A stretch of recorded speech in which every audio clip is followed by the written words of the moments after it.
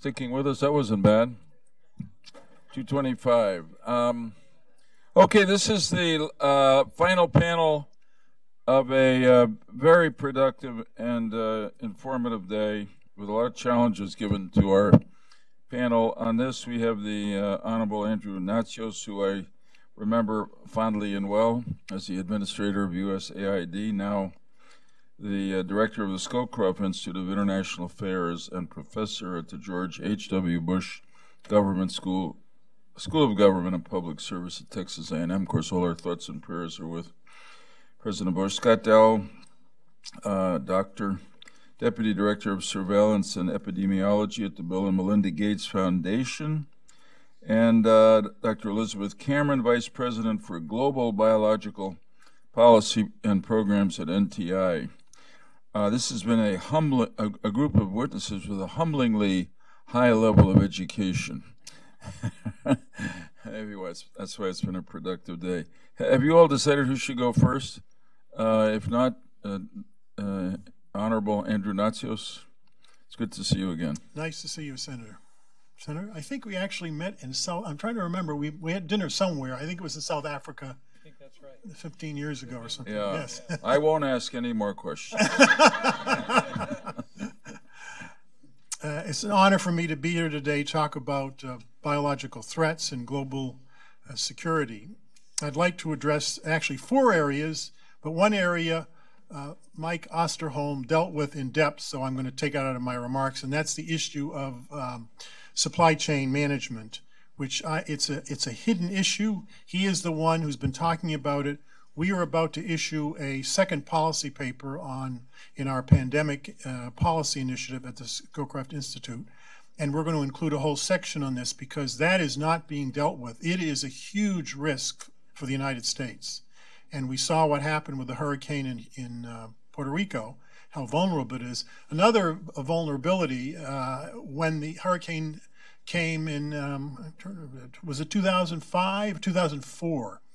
That hit Louisiana, it came within a few miles of the huge USAID food warehouses. And it didn't hit. If it had hit those warehouses, we would have had large-scale starvation in refugee camps and displaced camps around the world. And we were all watching. The whole staff at AID was watching, saying, what if it turns just a few miles and all those warehouses are destroyed? So a lot of our systems are more fragile than we realize in terms of emergency response. The third is the need to increase private sector involvement. That was also discussed. But finally, I want to deal with the issue of organizational dysfunction in management and implementation. You mentioned, everybody mentions, policy, science, and technology. The fourth component of that is the one we fail at the most, and that is implementation. And in organizational structure and management, it is a boring subject. When I used to bring it up at AID, I said, that's not for us to deal with, but it is. All federal agencies and UN agencies, NGOs have to deal with the same set of issues, and we have not adequately even done research in this area. So in terms of leadership, it should be a top priority, and we have endorsed the recommendations that you have made in terms of centralizing leadership responsibility. I believe in the Vice President's office. Correct. We have done the same thing, recognizing your initial recommendation and said that makes a lot of sense. I would recommend that it be done right now in the White House with the Vice President. I think the Ebola epidemic demonstrated that we need several central points at which decisions could be made rapidly, and that time is the greatest enemy of all emergency response, whether it's in a natural disaster, a flood, an earthquake, or a storm, a civil war, or a famine, or an epidemic. Time is of the essence. The longer you the delay, the more people that die. The longer the delay between the time we know it's happening, the time we respond, the less options we have available to us to respond. And ultimately, it increases the level of failure if we take too long in responding. One of the fights that went on in the White House, I'm told by friends of mine in the career service, during Ebola, and this would have happened in the Bush White House or the Trump White House. It doesn't make any difference who's the president. is there was a fight between, and they may not admit this publicly, but my old staff was telling me, and there's a huge food fight over who will lead the response. Will it be DOD, CDC, USAID, State Department, NIH was really not advocating to lead the operational response. I will not say exactly who said what, but I'm told several agencies said, we will not work with X agency. And I said that's a little odd for a federal agency telling the President of the United States that they refuse to work with another federal agency. But the feelings are so intense. The President was saying, well, you know, what is going on here? What is this intense rivalry between agencies that's slowing down the response? And it took 2 months to sort this out. I think he made the right decisions to have the DART team from AID in charge with a deputy from CDC in the DART team, and then DOD agreed voluntarily, which is what usually happens in these emergencies, for DOD to report to the disaster response team, which they're used to working together on natural disasters and man-made. Over 30 years they've been doing this. So they have established procedures that work very well. So I want to add just parenthetically, going back to that case of not inside but outside, while all this is going on inside the administration, the news networks are focused on every development. You know, once it becomes the story of the day or the week, so it's very clear to the rest of us out here that it's not clear who's actually in charge, and that's not a good feeling. The first principle. That's a White House failure. I mean, I would have fired a CDC director that said to me they wouldn't work with another agency that was led. I mean, that's. The president or his chief of staff should have simply said, you guys are going to all work together or we're going to get your resignations. It does happen fairly often, Dr. Sheila. I have watched it in front of me. Usually, as I was in the Army Reserves, I was retired as a lieutenant colonel, and I have a little part of the military in me, and so when I'm given an order that's very clear, I salute, carry the order out. The Defense Department usually, but not always, is the only federal department, if you give them a direct order in writing and it's very clear they will carry it out. That's one of the only federal agencies that actually does that. And they sometimes resist themselves, even though they won't tell you that.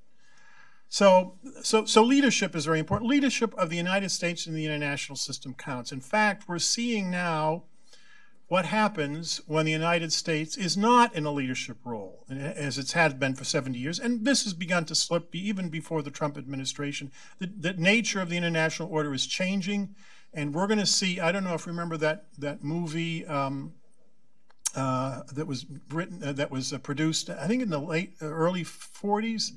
What happens if this character didn't live in a particular town? What was it? It's a very famous movie. Everybody watches it at Christmas time. Donna Reed is in it. Oh, It's a Wonderful Life. Wonderful Life. Well, right. we are sort of like Jimmy Stewart. I mean, we're going to see what the world looks like without that honorable man in the movie. Because even though we do act in our national interest, we have a side to us that provides leadership when it's not in our parochial interest. It's just in the interest of global leadership. And Republicans and Democrats have been doing that since the end of World War II.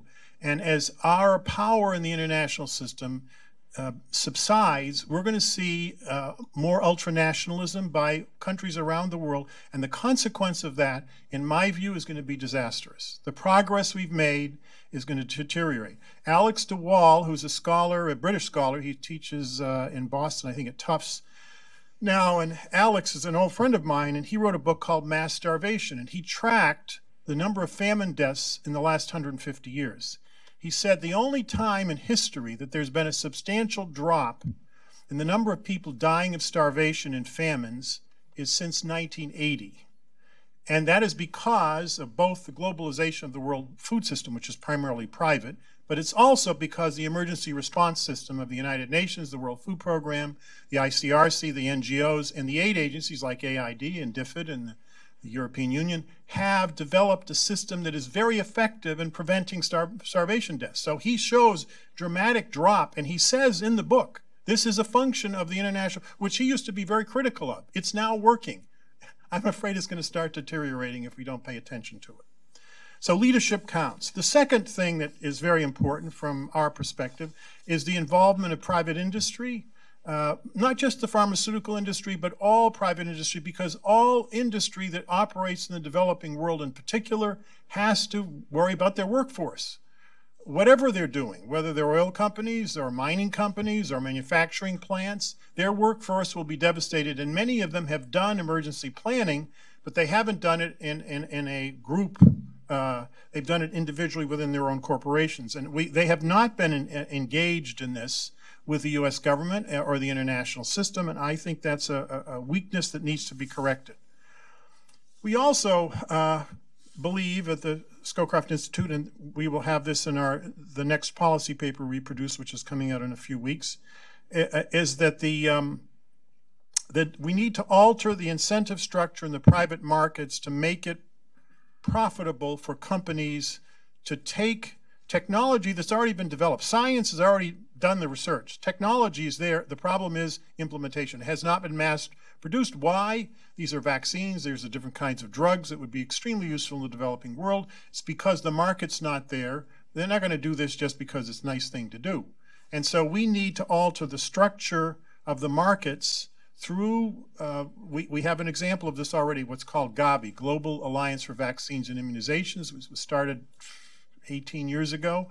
It's been very successful, but it's narrow in its focus. It promised the pharmaceutical companies, we know you already have this drug, this vaccine. If you mass produce it, we will guarantee you a market through the NGO community and the aid agencies and the UN. And that's been effective, but it's narrow. We need to take the success stories of Gavi and now expand it.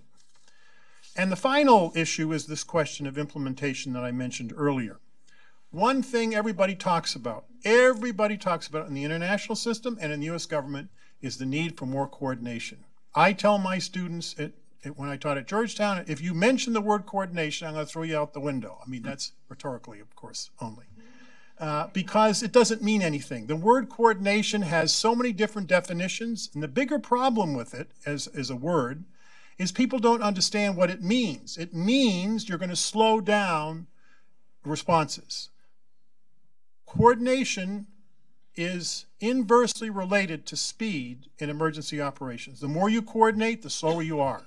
Why is that? It means you're working with other agencies and other departments that have conflicting missions to what you have, conflicting business systems. They have forces that are trained differently and have a different worldview. If you want to deal with, look at what AID does versus the Pentagon versus HHS or the Treasury Department or State Department. I used to sit on the NSC meetings for a long time watching this conflict of missions that is really not a function of partisan politics or even ideology. It's a function of bureaucratic differences in business systems. So if we want to coordinate, it should be done in terms of preparedness, in terms of making the decisions ahead of time, not in the middle of the emergency, how the system's going to work. But in terms of flipping the switch, it cannot be done centrally. It has to be done at the lowest level, and I'll give you an example of what I mean. I ran the Office of Foreign Disaster Assistance almost 30 years ago for President George H.W. Bush. We call him 41 at the Bush School. And that was a little office in AID. Larry Eagleburger's cable after the Skopje earthquake in 1962 or 63 in Macedonia led to the creation of this office. When I started, it had 45 staff and $20 million annual appropriation. Today, it has a $2 billion budget with 700 staff. It's about to be merged with Food for Peace. The total budget between Food for Peace and OFDA will be $4 billion with 1,000 employees in AID, okay? I tracked this for a book I've been writing on what it looks like over 30 years. It's almost a straight line through the Bush administration, the first 41, through the Clinton administration, through the second 43 administration, and through the Obama administration, and it's continuing, even though there were cuts in OMB. The Congress restored all the cuts. It's very bipartisan. Either Senator Helms and Patrick Buchanan, when Buchanan ran for president, she should abolish all aid programs except for the emergency response programs. So even the hard isolationist right says leave those programs alone. So it has broad bipartisan support, which is why it's grown, and the audits and evaluations have shown it's very effective. The utility for this discussion today is it requires 3 positive yeses to mobilize the OFDA team. The director of OFDA, which is way down in the bureaucratic structure, it's not any Senate confirmed position, has to say yes. The ambassador, the U.S. ambassador in the country has to say yes in a cable that's already written. It's written, you just put in the name of the country and the type of disaster. It's sent to Washington, and the country has to say, yes, we need help. All you need is 3 yeses. 3 yeses in order to mobilize this system that's been very effective over the years and that Alex Dowell has traced in terms of its evolution and its success rates. It's successful because the system can work very simply at the lowest level. If you read the literature on bureaucratic management, James Q. Wilson's famous book, Bureaucracy, which I had until 35 years ago in graduate school, the best responses are those, particularly in management of this kind, that are at the lowest level of implementation, where the officers know operationally what's going on in the field. It's been successful because of simplicity and because of a minimal number of yeses that are required to move forward. The more agencies you have involved, the more yeses that are required. All the implementation literature shows it slows everything down to a crawl. There's a book by Aaron Wildavsky called Implementation. It's nothing to do with pandemics, but the lessons from that book are very, very applicable to the issues we're dealing with from a management standpoint right here. So I have 5 very quick comments in terms of how we should deal with these implementation and management issues. 1, do not reinvent the organizational wheel or the federal agency system. Don't create a new bureaucracy. 2, do not try, in the case of international aid programs or emergency response, to transplant what works well in a Western country automatically assuming that it'll work well in a developing country, because frequently it does not, because of culture, and that's why you need anthropologists and technical experts to tell you whether this system that's worked in the United States is going to work in Nigeria or going to work in Peru. Third, coordination, as I mentioned earlier, is inversely related to speed, particularly when you're dealing with an outbreak of a disease, a pandemic.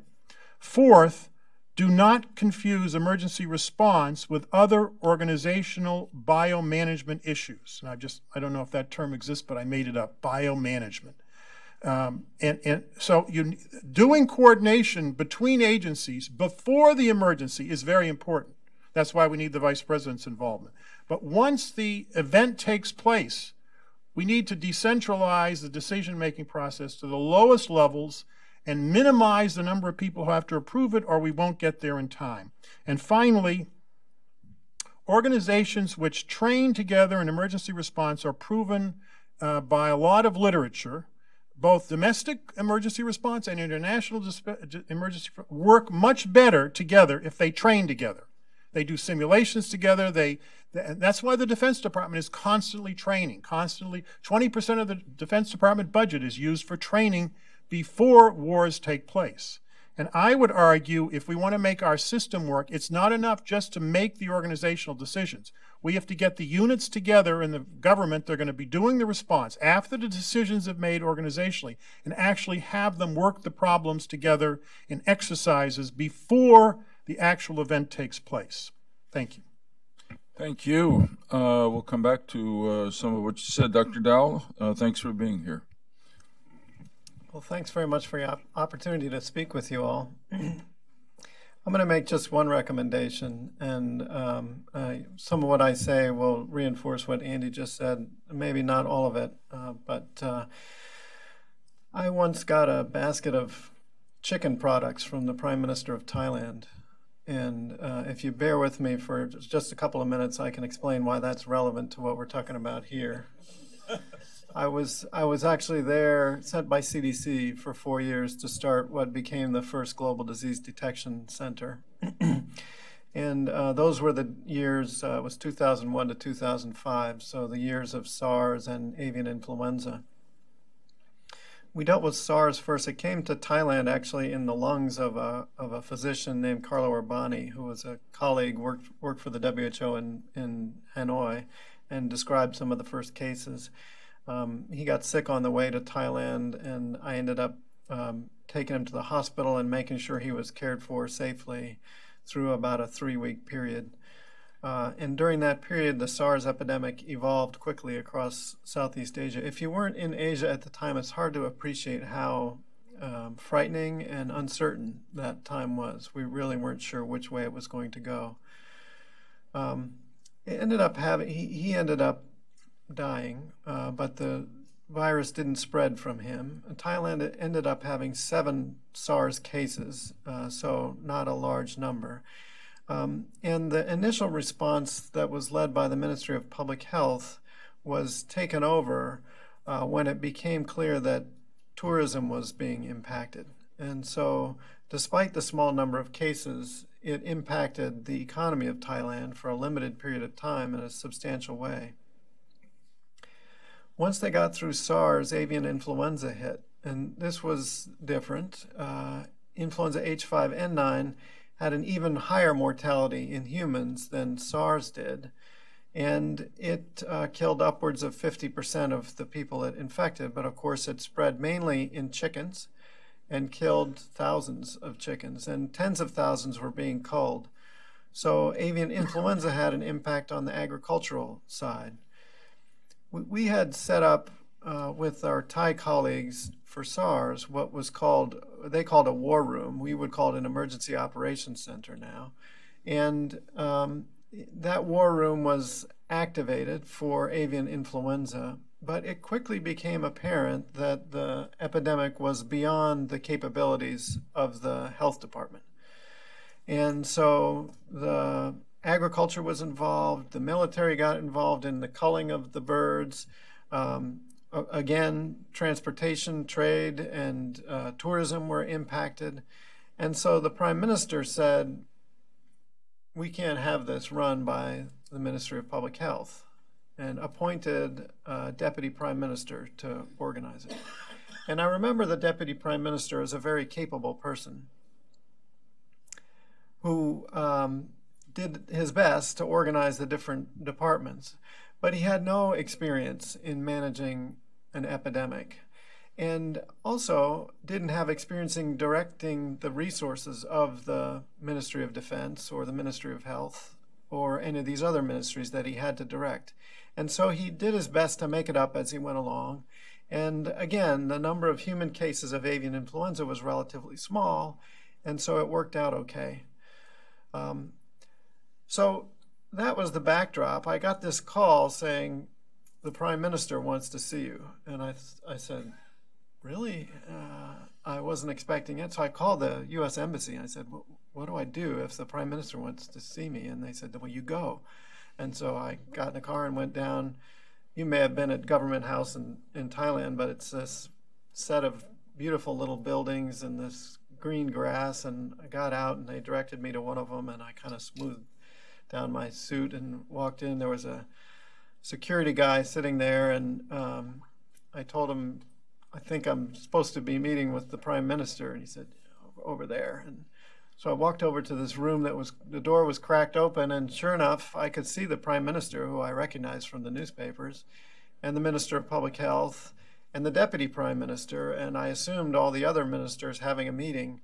So I went in there, and it was myself and Robert Webster as a virologist, influenza virologist, were the foreigners who were there.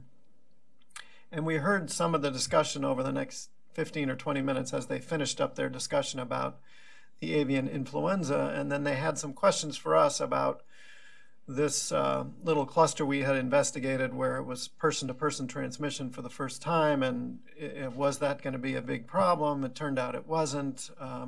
Answered their questions and got up and were presented with these baskets of chicken products from Charon Products Farm, as a major agricultural part of Thailand.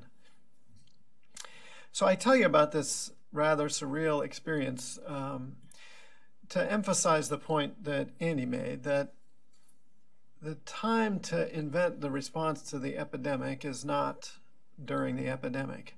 And pandemics are not simply large epidemics. Pandemics, one of the main differences is they by necessity involve lots of sectors beyond health. And what we've seen over and over again, not just in Thailand, but in a number of other countries, certainly at the UN and here, is that when an epidemic threatens to become a pandemic and involves other sectors, the health sector is not able to respond by itself. And the response to that is invented at that time and put together, and people like the Deputy Prime Minister do their best to invent things as they go. So when I reread your blueprint that you sent us in advance of this, the part that jumped out at me, of course, was this part where you recommended that the Vice President be empowered and authorized to lead this. And I don't know, you know better than I, far better than I, about whether it's the Vice President or some other structure that will work best in the US government. But what's clear to me is that in epidemic after epidemic, the procedure of inventing this above the health sector solution during the course of it is not the right way to go. And so if it's possible to figure this out within the US government, that would be tremendously valuable as a model for other governments and for the UN, who stumbled around with, in Ebola, it was UNMIR. There's been a series of these things. So it would be an important contribution, and my recommendation would be to pull that out, reinforce it. Whatever you can do to make that happen, we would be certainly strongly in favor. Thank you. Did you eat the chicken parts? You don't have to answer the question. It was a beautiful, it was actually a beautiful basket of chicken parts. Yeah. I wanted to save it as a souvenir, but you couldn't. I mean, they were going to go bad. Incidentally, I should say really briefly that to a certain extent, we saw this problem of a lack of coordination that you both talked about. And then we kind of backed into recommending the Vice President because we couldn't identify anybody else that we thought had the authority to do what had to be done across all the departments, except the President, and that didn't seem appropriate. Dr. Cameron, thank you. Thanks. Thanks so much for inviting me here today, and I'm delighted to be back in front of the panel. When I was last here, I was representing the Obama administration, NSC, and so it's nice to be back. So I am with NTI, and NTI, as I think many of you know, was founded by former Senator Sam Nunn and philanthropist Ted Turner in 2001, and actually before September 11th, before the anthrax attacks, before SARS. But it's always included as part of its broader mission, biosecurity. And our current CEO, Ernie Moniz, and Senator Nunn both prioritize this. And so my job is to look at today's threat and to think about what it is that we can do in the non-governmental world to catalyze new programs, new policies, new activities to really to address the new facets of this problem as we find them. And so to that end, since I am the last speaker of the day, I have 4 recommendations. I was sent to do 3, but I always try to overachieve. So I have 4, and I'm not actually going to dwell on challenges because I think you've heard a lot of challenges over the day. I'd agree with many of the challenges that I heard today and have been here for other sessions before. I would like to thank you for focusing on the transnational element of this threat. I'll say that when I first heard about the Blue Ribbon Study Panel, when I was sitting at the NSC, my one concern with the term biodefense is I was very worried it would only focus on domestic issues, and Asha knows this because we spoke at length at that point. And it's great that you've actually managed to integrate those issues throughout all of your panel discussions and throughout the report. And I think it's done a great service in the community by giving a mechanism for different pieces of the community to even come to these meetings and talk to each other. So thank you for that. So I'm not actually going to talk about the Vice President recommendation, although I'm happy to answer questions about it and have in the past. But I'm going to talk a little bit about 4 things that I think we should pay more attention on globally, which relate to health security broadly, and the recommendation, a little bit to the recommendation 33 in your report, but also the biosecurity elements of it. So if you think about health security as a panoply of activities that help countries, including our own, prevent, detect, and respond to biological threats, biosecurity is the piece that focuses on intentional threats, just to shorthand. And so these are important pieces of a spectrum But one of the things that we really wanted to achieve with the global health security agenda was embedding biosecurity into the broader public and animal health response world. Not to say that it shouldn't also be focused on by the security sector, but to actually make sure that it was a key focus for the elements that actually control the laboratories and largely the response until we get to the crisis point anyway. So first and foremost, you've heard a lot about leadership. I'm going to echo that, but I'm going to break it down into a few pieces of leadership. So the U.S. should continue to lead, not only on broad health security, but biosecurity. And I think one way that we can lead is actually about framing. So thinking about our deployed CDC and USAID experts, not only as implementers, which I think is critically important, but also as biodefense assets and framing them that way. They are our deployed biodefense assets, and thinking about them and their budgets in that context as we're looking at the rest of national defense, I think is really continues to be important. So framing it that way, I think is the right thing to do. And to that end, bringing home people who are deployed overseas working on this mission is not a good idea, in my view. And that's something that's been spoken about a lot in the press. And I remain concerned, despite some optimism in the FY18 omnibus for those programs getting some increases, I remain concerned to see people especially from CDC coming back from some of the countries that they've just built up a presence in, because detecting an outbreak at the source and stopping it there is definitely best for the country, and it's certainly best for us too.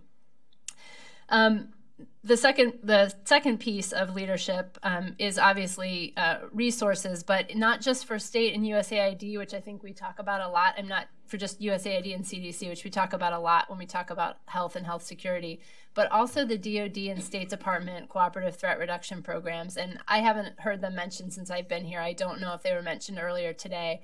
But these programs sync up hand in glove with the programs at CDC and AID.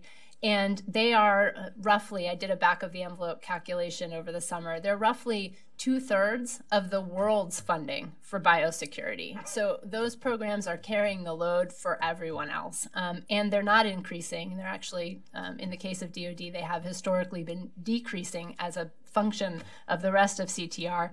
And I think that's a problem, because we now have the ability to look at how countries are doing with health security, because we have some metrics that the world's agreed to. And some of those metrics are for biosecurity. And when you look at them and you look at the countries that have been evaluated, 75% of the countries that have published these evaluations either have limited or no biosecurity capability. So that's a problem, and it's something that I'm worried about. I think we also need to make sure that the security elements are part of the discussion about health security. I think that does happen here. We have pretty good coordination. We have some synergy too, in addition to coordination. But around the world, you don't often see ministers of defense or ministers of foreign affairs or their delegates at these meetings. One of the things that we're doing with the Government of Canada, and also with some support from the Open Philanthropy Project, is we're putting together an activity called the Global Biosecurity Dialogue, which is intended to bring senior officials from ministries of foreign affairs, defense, health, and agriculture together to talk about barriers to improving biosecurity and to make sure that it remains a critical part of the global health security agenda as it moves into the future. So that's number one, leadership, but broken down a few ways.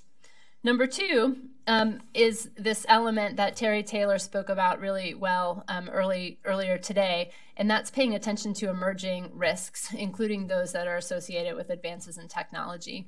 And I'll echo what you heard from Terry and a number of other people, that we need innovation in technology to get to health security, food security, and environmental security. So that's critical.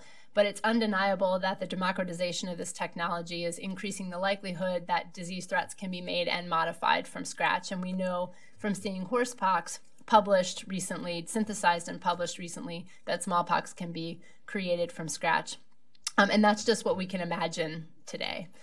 So while we have had a pretty robust debate in the US and around the world in many governments about this issue, the technical community themselves, I think, we could do a service by bringing them together around emerging risks and specifically challenging a community of experts to come up with actual international norms surrounding emerging risks posed by advances in technology. This was something that the Fink report, which was published in 2004, actually recommended, and it was never fully implemented, that there should be an actual international forum. And I'm not saying a treaty, because I agree with Terry that by the time you get governments together around these risks, the technology is often superseded whatever or changed whatever you need to do.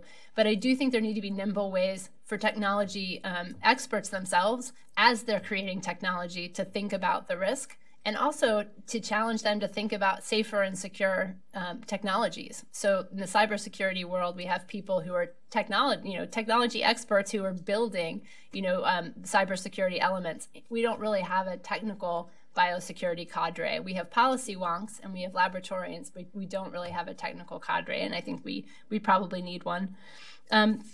So the third thing that I would say is, in the third recommendation that I have, is transparency and accounting for gaps in commitments around the world. And what I mean by that is that we now have a situation where post-Ebola, a bunch of countries, including our own, made a lot of commitments to do better themselves, to help others, to do work in their regions.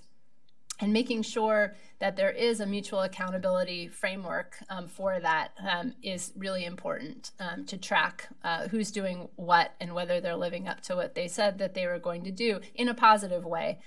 In addition to that, while we also have external evaluations now being implemented by the WHO, which are actually going relatively well, 70 countries have done them. Most countries, not all countries, will do them. They're voluntary. And we do think that there should be a global accounting for all countries and how they're actually doing on health security. And so we are developing a global health security index with support from the Bill and Melinda Gates Foundation and the Open Philanthropy Project, which will include all countries, we hope, and we'll be able to track on a regular basis how countries are doing.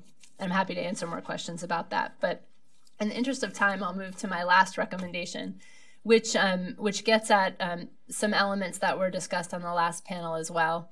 So disease surveillance has long been a focus of our work, not only domestically, but abroad. And when you look at the intersection of our need to detect threats early and where technology is going to help us do that, the ability to gain information real time, analyze it, and share it are still barriers. And there are many reasons why there are barriers in those different component parts. But putting a very concerted global focus on figuring out what each of those barriers are, to sharing information, to analyzing it, and to utilizing it in real time, I think would be a huge service, and it will take a very large decadal project, in my view, to be able to do that well. And I'll just leave you with this. Biological threats are one of the only species-ending potential threats that we have in the world to face. And so focusing on global catastrophic biological risks is important in our ability to detect novel, emerging, changed, and modified threats, whether naturally occurring, intentional, or deliberate, is critical, and we're not where we need to be. So thanks for your emphasis on this. Thank you. That's a big way to end. It gives us some sense of responsibility to sustain the species. But you're right. I know that some of my colleagues have to leave pretty soon. I wonder if you want to ask some last questions, Donna or Ken, before you have to go. Yeah, just a point about the management of crises, because you'll remember that that organization they put together with USAID's unit in the lead was, in fact, replaced by the president appointing the former chief of staff for the vice president to coordinate it, which reinforces our view that major crises have to be managed out of the White House and perhaps out of the vice president's office. It requires not just the management skills and a clear decision about who the lead is, but I think a force of personality that can get people to work together, but also that has the support of the White House, of the president and the vice president in particular. These are tricky issues. or the person has direct access to the president, as James Lilly Witt did, the FEMA director during the Clinton administration. We all worked for him. I mean, there was no question in my people's mind when we were dealing with Andrew, for example, that everybody worked for him, and he could get the president directly on the phone. But it was well coordinated. It certainly wasn't an Ebola outbreak. And my second point would be, we can work out the management. Most presidents, when they hire people, do not ask the question, have you had any management experience? That's the other problem here. And so if you don't have a series of people that have access to the president, that have had extensive management experience, you really are flying around trying to figure out. And I always felt badly for the CDC because they weren't organized to manage a big crisis. They were organized to give advice, to be really the consultants, to be the scientists that would give advice. They had very well-trained people, but they're not a line organization in the traditional sense. The local county health administrators are more line administrators, as are the state people. They don't have a series of people they can order around that can implement an overall strategy. But they certainly have to be there because they're critical to getting the science right and getting the facts right as part of that. So my great worry is that we don't think about the management skills as we're appointing people across the board for some of these critical appointments, and we're going to need to if we're going to be managing these things in the future. I could just add a couple of comments. I agree with most of what you said, Dr. Shalala, but I learned painfully, because I had no background in emergency response when I started as OFDA director in 1989. I was giving the field orders even though I'd never been to the country, when we sent out DART teams, and I learned that all the decisions I was making were stupid decisions because I was not there. They were there, they were watching what was happening, they were recommending to me, and I learned what I had to do was to support them. My job was to get everyone else out of their way so they get their job done. If they needed more resources, more staff, more money, I could get them, and manage the politics with the Hill. I'll tell you one quick story. I had 5 members of Congress, since I was a former legislator, senators, I'm not being critical of legislators, call me up yelling at me because on the front page of the Washington Post during the Kurdish emergency, when those million Kurds went up after the first Gulf War into Turkey because Saddam's people were massacring them, there is a meningitis epidemic. How come you're not immunizing all the children? We had a CDC doctor from Mike Toole from Australia, very famous guy. He was on the team. He said, Andrew, there is no meningitis epidemic. The Washington Post reporter knows nothing. He's not a medical doctor. And I said, Michael, if you tell me there's no, then there is no epidemic. So I yelled actually at the staffs in Congress. And I said, since when are we taking the Washington Post as a source of information of what's happening on the ground? When you have a natural immunity, you don't, which the Kurds do. The Kurds have natural immunity to meningitis. You do not immunize all the adults because you break down their natural immunity. He said it's stupid to do that. In fact, it's counterproductive. So I said, my job is to protect you, Michael, and the DART team from having people in Congress or the news media or the White House beating you up for doing something that you shouldn't be doing. And I learned very early on that's exactly what happened in Ebola in West Africa.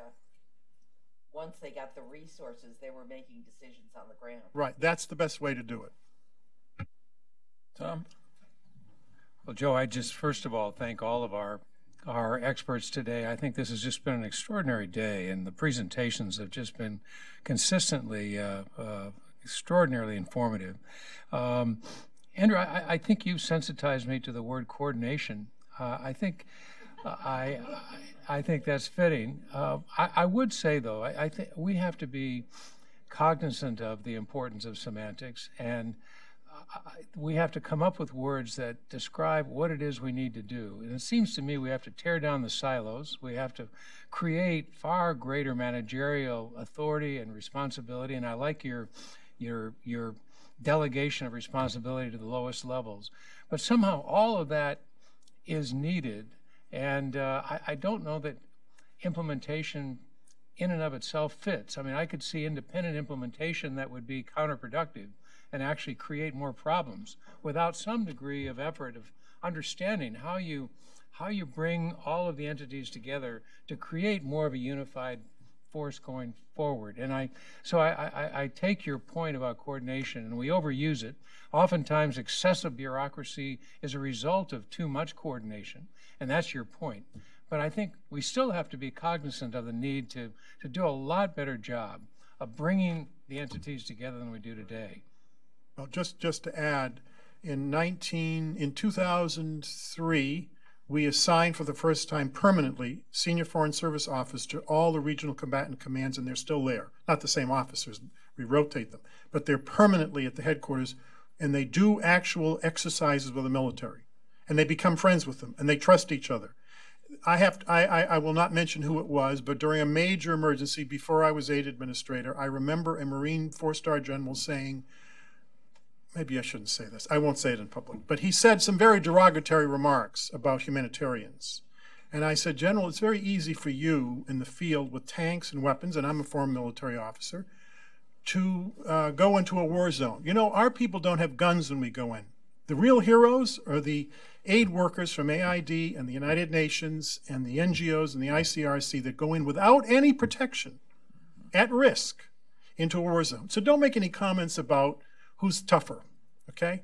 So he apologized, but no one says that now in the regional combatant commands because they realize what the AID culture is, that they're very brave people in these agencies to do that kind of work. Why is that the case? Because they actually train together. And one of the emergency response principles is work the exercise. They keep saying that. Write the exercise down together as a group and then work it. And once you start seeing how the thing actually works, how the NGOs work, how the AID Office of Foreign Disaster, how the ECHO office in the European Union, which is like OFDA, and how the ICR, and then you understand how these pieces all fit together. But you don't do it intellectually. You do it when you actually work the exercises. You actually have tabletop exercises, then field training exercises. That's the way you coordinate, to use an abused term. Yeah, I appreciate Tom's question because I wanted to clarify the difference between our support and yours of the Office of the Vice President to be the leader and your concern that coordination can slow things up. So I take it you're distinguishing between coordination and leadership. It's the distinction between preparing before the event. Yeah. That's what we do need coordination then. Right. We need the vice president, but we do not have the vice president giving orders to the teams in the field. I don't care who the person is. That's the difference. Once the emergency takes place, you trust the people who who've trained together, who know what they're doing, who've done this over and over again, who have standard operating procedures. You don't want, for example, during a war, having people in the White House, any White House, giving orders to battalion commanders in the field about how they're supposed to be fighting the war. That's why we have military officers. As part of that preparation, roles have been assigned so people aren't overlapping each other wastefully or getting in each other's way. Dr. Dowell, I wanted to ask you this question. A few years ago, I was at the Munich Security Conference, and Bill Gates was there.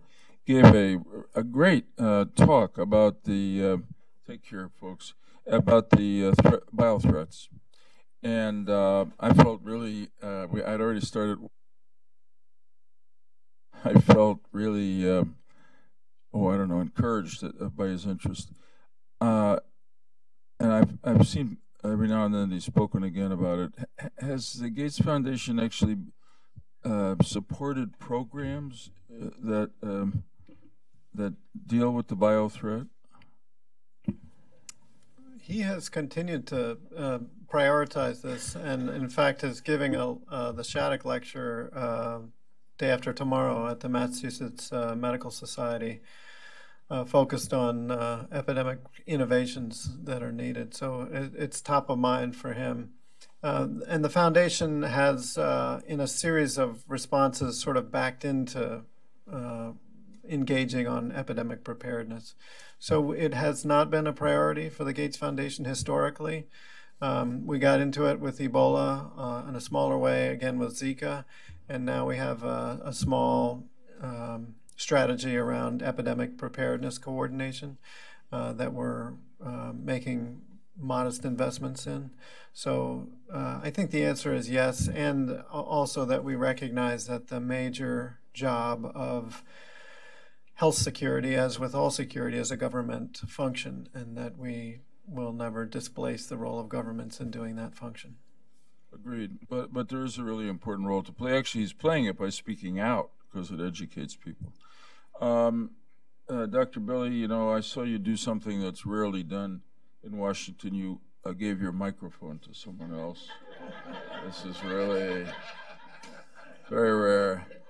And you, as a full-fledged and quite distinguished veterinarian, do you want to, you talked to me during one of the breaks about the zoonotic effect. Do you want to have the last word on some of the testimony today and the way it validated our concern about zoonotic effects? Thank you, Senator. I was going to say yes, and I'm a doctor, but I actually know how to implement, so that's why I handed you the microphone. Yes, I am supposed to. I was my responsibility to mention something about zoonotic diseases in One Health, but I'm not going to. Okay. And I don't think we have time for questions, but we would love to be able to follow up with you and the previous speakers to get some information that we can use for the report. And I'm going to use this principle, and I think all of you have referred to it, but, you know, kind of a management principle, you know, good leadership, and you have to know when to lead, and sometimes you need to know when to follow, and also you have to know when to kind of get out of the way. And I think all of you have been talking, now all of you are in the private sector, which is a great timing, and some of our other speakers. And so we can only make so many demands of government, but we also can make some suggestions on how government can facilitate other actors to work well. So I'd like for us to be able to follow up with you and start thinking about that, about what the federal government can do, because that's kind of our audience who we're aiming for, but what also can they do or don't need to do that would make this world a better place and a safer place? How can they facilitate that? How can they make the private sector more effective or more engaged, where they can help, those kinds of things. So I'd love to, if we could follow up with all of our speakers today there. Excellent. That obviates the need for a closing statement by me. I want to thank this panel and everybody who's been here for your interest in this problem, this threat, and our work on it. It's been, for me, a very helpful and constructive day, and I thank you for that. We are now officially adjourned. Have a good day.